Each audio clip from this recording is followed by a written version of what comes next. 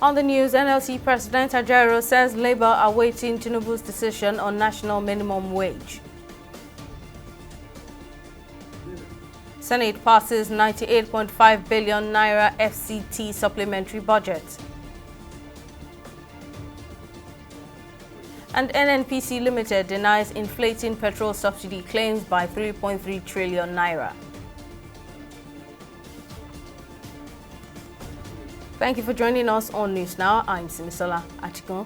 Following the back-and-forth negotiations between the federal government and the labor unions, President of the Nigeria Labour Congress, Joe Ajaero, says the organized labor will await the decision of President Bola Tinubu on the proposal submitted to him by the Tripartite Committee on National Minimum Wage. Ajaero, who disclosed this while speaking at the ongoing International Labour Conference in Geneva, Switzerland, ruled out any industrial action till the president makes his stance known on the two proposals presented to him on the new minimum wage for workers in the country. While Labour insists on 250,000 naira as a feasible living wage for workers, the federal and state government, as well as the organized private sector, proposed 62,000 naira. The NLC president, however, clarified that Labour never contemplated 100,000 naira as the minimum wage for workers in the country, let alone 62,000 naira offered by the government. The Senate has passed the 2024 supplementary bill of 98.5 billion naira for the Federal Capital Territory Administration, FCTA. The passage of the bill was sequel to the consideration of the report of the Senate Committee on FCT during plenary, after the Senate had last week stepped down the bill, saying the details of the budget needed to accompany it. TV360's Folashade Olusegun completes this report. The 98.5 billion approved by the Senate is in addition to the 1.2 trillion budget passed in March by the National Assembly. Senator representing Enugu West, Osita Ngwu, who presented the report on Tuesday for consideration on behalf of the chairman of the committee, Senator Bomai Mohammed, maintained that the bill is essential to complete ongoing infrastructure projects in the FCT. In considering this budget as time was of essence, the committee has worked harmoniously with the House of Representatives to present one version of the report for consideration by the Senate. On behalf of the committee, I hereby present the recommendations for the consideration of and passage of the 2024 FCT Statutory Supplementary Appropriation Bill into law. The committee report, which was approved by the Committee of Supply without opposition from lawmakers, subsequently passed for the third reading when it was put to a voice vote by the President of the Senate. And that senator shall be prepared to move without notice a motion declaring that a contempt or breach of privilege has been committed. Before consideration of the report, Senator representing Federal Capital Territory, Ireti Kingime, has raised a point of order to officially lay complaint in an exclusion from the activities of the committee on the FCT, which she is a member of. A point of order was noted by President of the Senate, Godswill Akpabio, who further advised her to, in accordance with the rules, communicate her complaint and present it to the Senate via motion in plenary. I am the highest elected office in the Federal Capital Territory, where 4 million people live.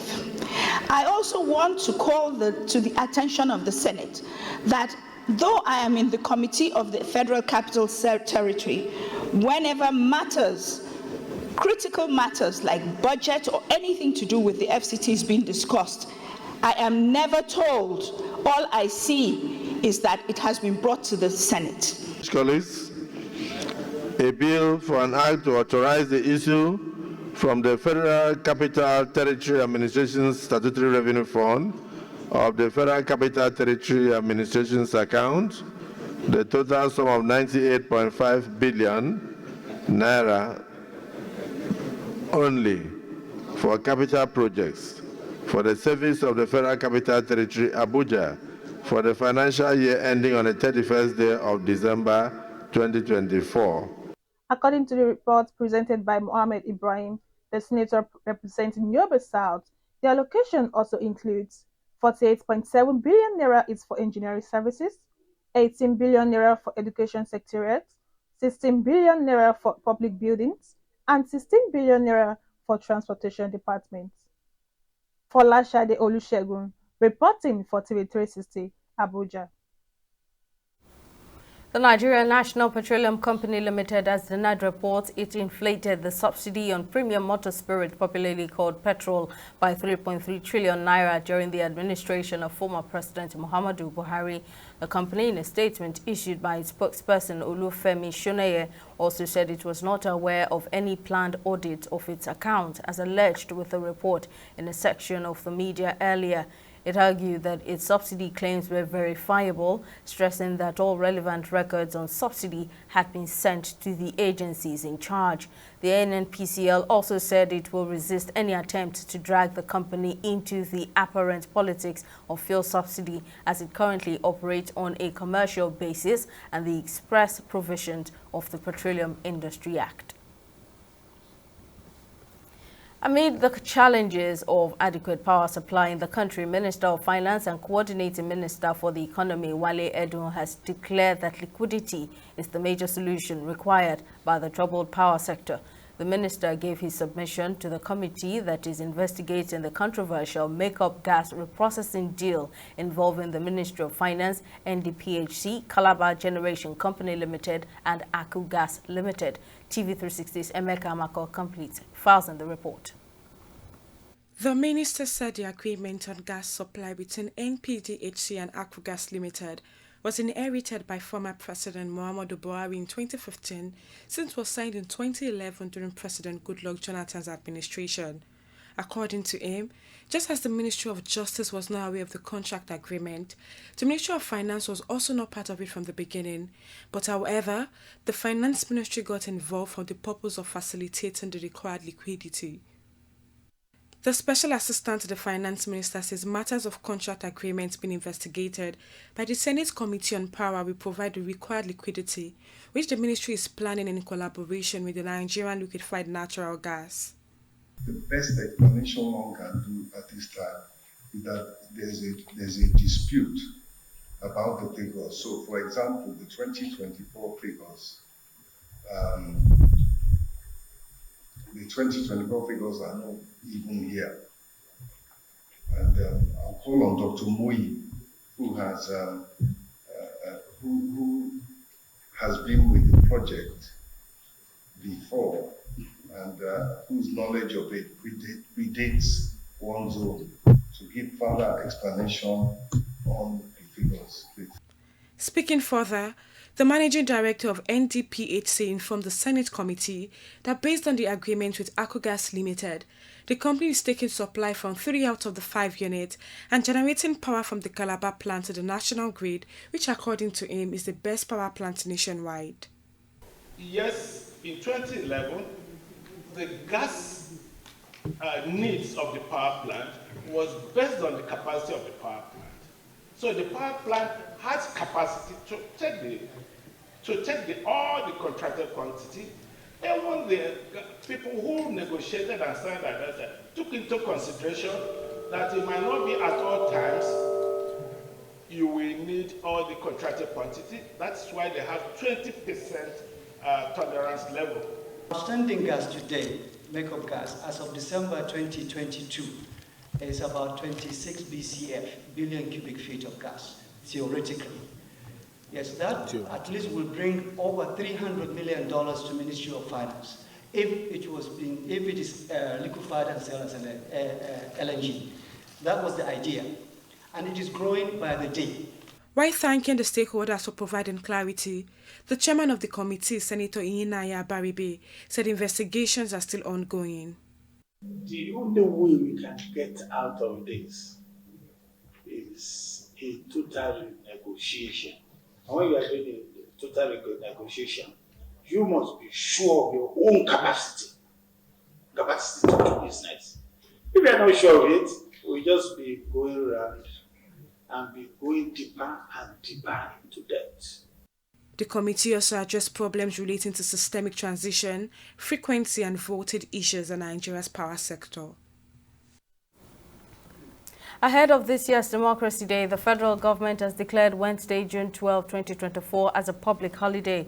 In a statement on Tuesday, the Minister of Interior, Olubunmi Tunji Ojo, who made the declaration on behalf of the federal government, reiterated President Bola Tinubu's commitment to positive reforms to revive the nation's economy and enhance security. Meanwhile, the special advisor to the president on media and publicity, Ajuri Ingilale, disclosed President Bola Tinubu will address the nation in a broadcast on the occasion of Democracy Day at 7 a.m. on Wednesday. It's time for a break, but coming up, Malawi Vice President and 9 others killed in a plane crash. There are full details of the story and others when News Now returns.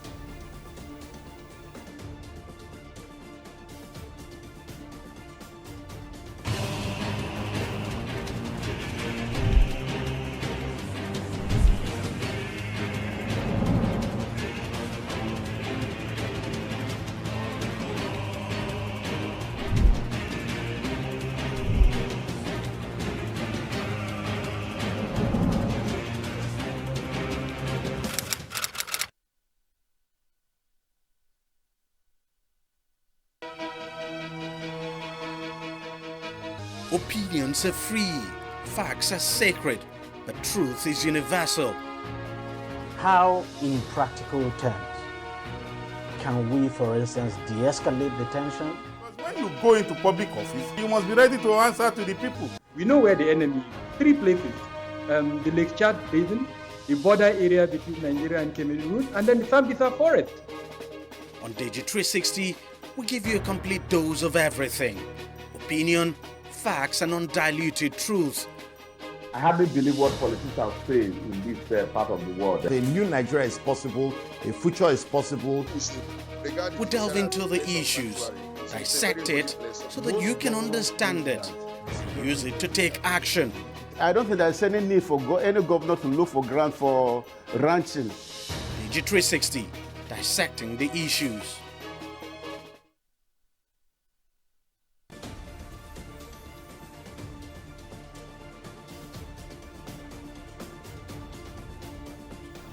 Welcome back. There's a quick recap of our top stories. Following back-and-forth negotiations between the federal government and labor unions, the president of the Nigeria Labour Congress, Joe Ajaero, says the organized labor will await the decision of President Bola Tinubu on the proposals submitted to him by the Tripartite Committee on National Minimum Wage. Ajaero, who disclosed this while speaking at the ongoing International Labour Conference in Geneva, Switzerland, rolled out any industrial action till the president makes his stance known on the 2 proposals presented to him on the new minimum wage for workers in the country. We also told you that the Senate has passed the 2024 supplementary bill of 98.5 billion naira for the Federal Capital Territory Administration (FCTA). The passage of the bill is sequel to the consideration of the report of the Senate Committee on FCT during plenary after the Senate had last week stepped down on the bill, saying the details of the budget needed to accompany it.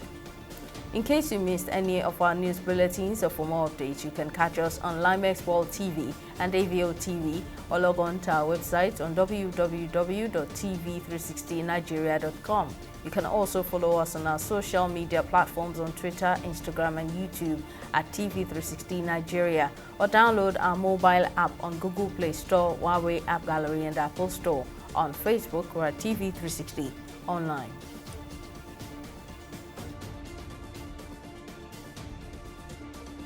In the last 3 years, we have built a multi-purpose center, which is the envy of all in our constituency. And I can tell you that the people who are living there are already enjoying it. Guy, do you think what this man just said is true? See, I seriously doubt. I'm sure it's one of those their silly lies. Wait, do you know there's a way to find out if these things he's saying is true or not? This is the Construct app. It gives people like us a sure way to track implementation of constituency projects. It gives valid and verified information on location of projects, amounts allocated, amount funded, the level of job done, and even the profiles of concerned legislators. You and I can post directly on this app. Are you serious? This is the Go-To app if you want to know how our Commonwealth is being expanded by the government. Wow. Let's even see if what this man said is true. Show me. The Construct app is developed by Other Paper Nigeria with support from USAID and is available on both Google Play Store and Apple Store. And it's true. Of course, I told you. Corruption not in my country. It's about the files your secretary presented to me regarding the company's salary. Yes, the figures don't seem to add up. I suspect there's some form of a discrepancy. Precisely, sir. Keep the figures that way. That's fraudulent, sir. That's my money. I'm sorry, sir. I can't do that, sir. See how padded your teeth are. Are you telling me you cannot pad up figures? Sir, padding is against best auditing practices, and it's a form of corruption. It's true. Accountant. You were testing. Thank you, sir. That's it. Bagoli. Yes, sir. You are fired. Fine. Yeah. Fine, sir. Rather than watch corruption grow under my watch. Padding is a form of corruption and not in my country, sir. Corruption not in my country. Stop corruption now.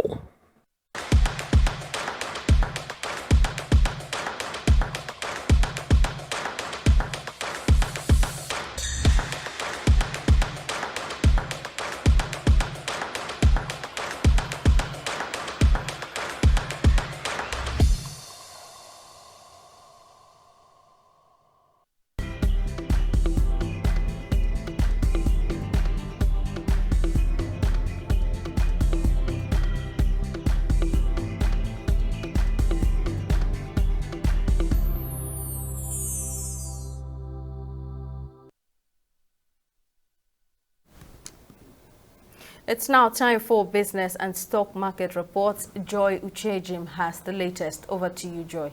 Thank you, Simisola, and welcome to Business News. Rights activists and enthusiasts in the business world have blamed the slow nature of Nigeria's judicial system for the serious and widespread violations in the country. The reports were put forward at the workshop organized by the United Nations Nigeria on the role of businesses in promoting human rights in the country, where the experts provided some insight into the extent of human rights violations within the business space. TV360's correspondent Emeka Amako was at the workshop and fastened this report from Abuja. Respect for human rights is not just a moral obligation, but also a fundamental necessity for any business that seeks to operate in a just, inclusive, and sustainable environment. However, accounts of human rights violations in businesses are well documented, a development which has necessitated this dialogue to build awareness amongst and sensitize key stakeholders, including private sectors and key government ministries, on the role of human rights in businesses in Nigeria. Nigeria is one of the very few countries on the continent who has adopted a national action plan on business and human rights.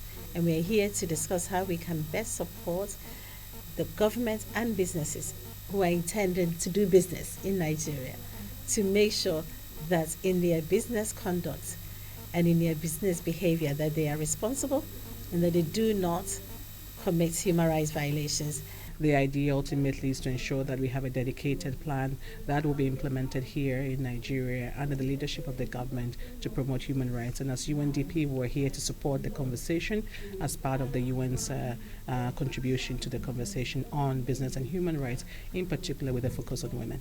Corruption has been considered a structural problem in politics, economics, and business, and for these lawmakers, the National Human Rights Act should be amended. They also believe that a timely introduction of Human Rights Tribunal, which ensures accelerated hearing, would help reduce human rights abuses to the barest minimum. When businesses try to cut corners, those are when they violate human rights, whether they're trying to pay beyond the minimum wage, whether they're trying to desecrate the environment. So these are all issues that you can link up with corruption so that it can be a more potent force when we're presenting our case why human rights should be respected in the business space. We would like to introduce the Human Rights Tribunal into it. That way our people will be able to have quick access to justice rather than having a slow system where there is no even justice at all. So why can't we have our own specialized court? In April 2023, the government of Nigeria approved the National Action Plan on Business and Human Rights in relation to United Nations Guiding Principle Standards in order to evaluate whether there are gaps in the UNGP's implementation within the national legal framework. Very happy that from the ILO side, especially as we see the link between human and business rights, but also to the decent work agenda. At the core of it is the fundamental principles and rights at work. So we do have quite a number of interventions around, for example, eliminating child labor in the supply chains, focusing mainly on in the agricultural sector, but also in the small-scale artisanal mining. Business activities can be a powerful driver of sustainable development, offering access to social and economic opportunities and a pathway to prosperity. Hence, all business enterprises are expected to avoid infringing on human rights of others and should assess an effective remedy where human rights abuses occur. We'll take a short break and be back with stock market reports.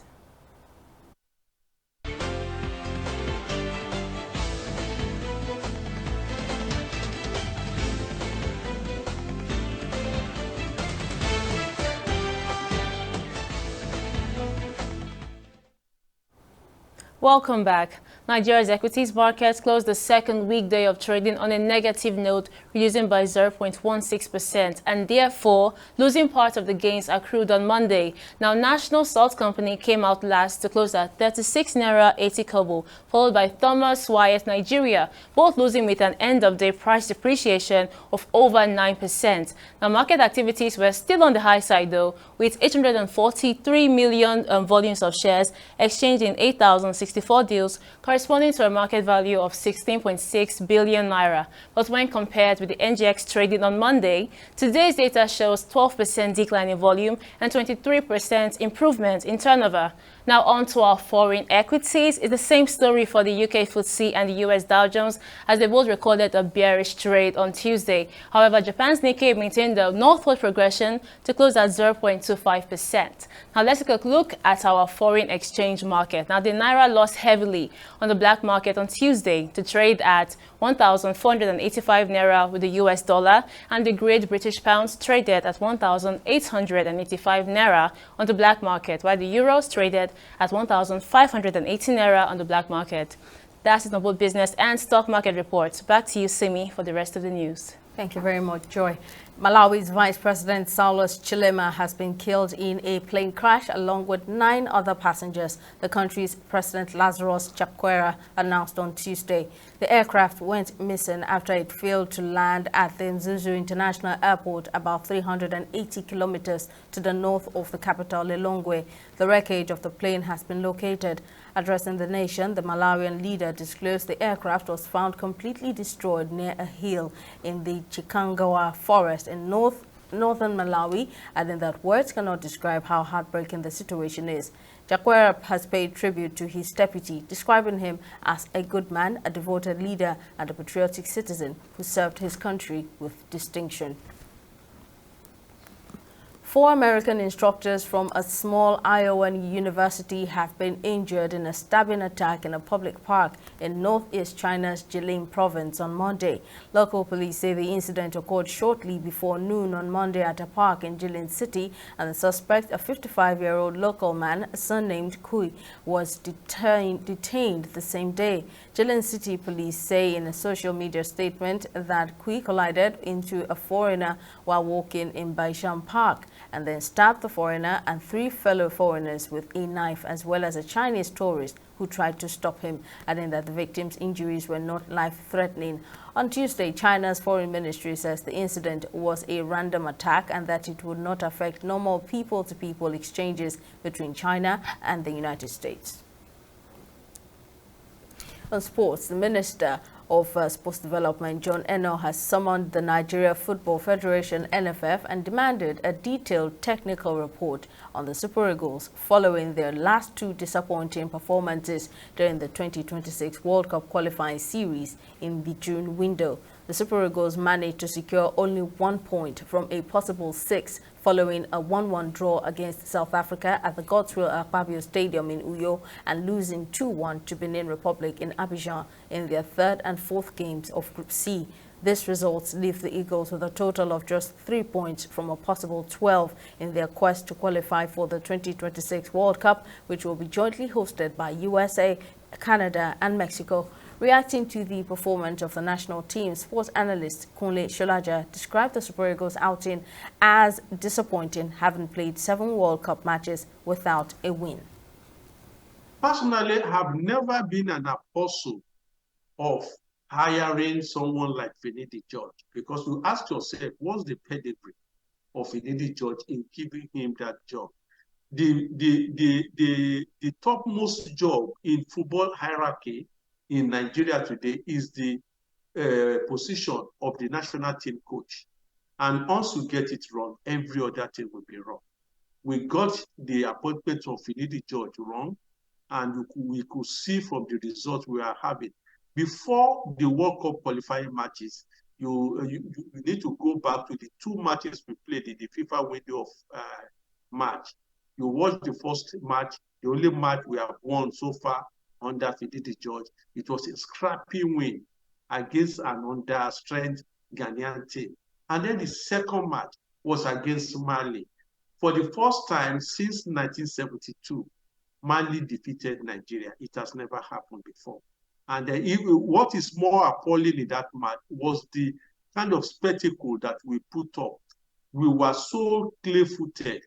We considered a goal early in the match, and you expected a right-thinking coach to begin to look for answers to unlock the defense of the Malians. What was he doing? He was busy defending, as if it was a knockout situation, a two-legged knockout situation in which we've had an advantage in the first leg. And in the process of defending, we eventually considered a second goal towards the 9 minutes of that match. And in a friendly match, in which that you are getting to know some of your players well, to know the ingredients that you are going to put up in a competitive tournament, you made just 2 substitutions in a match that you are allowed to make 6 substitutions.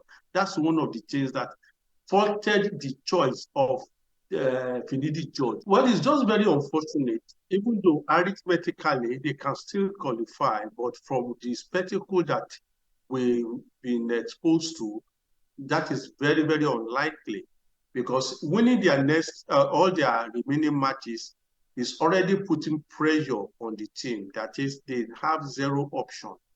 We'll be meeting Rwanda next, home and away.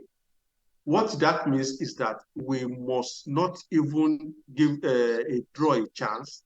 And at the same time, we also need the goals to cushion up our goal difference.